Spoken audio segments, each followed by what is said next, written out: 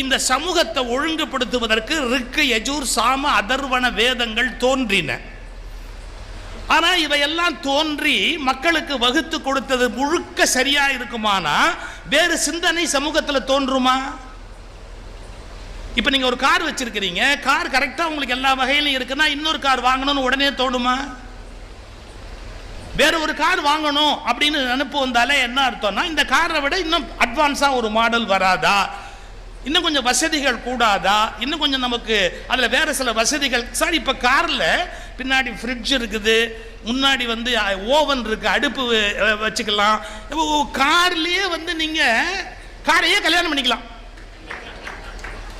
இப்போ காருக்காக பல பேர் கல்யாணம் பண்ணுறான், நான் சொல்கிறது காரையே கல்யாணம் பண்ணிக்கலான்ற வச்சுங்க. அந்த அளவுக்கு அட்வான்ஸ் மாடல் வந்துக்கிட்டே இருக்கு. அதே மாதிரி என்ன ஆகும் அப்படின்னு கேட்டிங்கன்னா இப்போ ஒரு நூல் வந்துருச்சு அப்படின்னு சொன்னால் அதுக்கப்புறம் இன்னொரு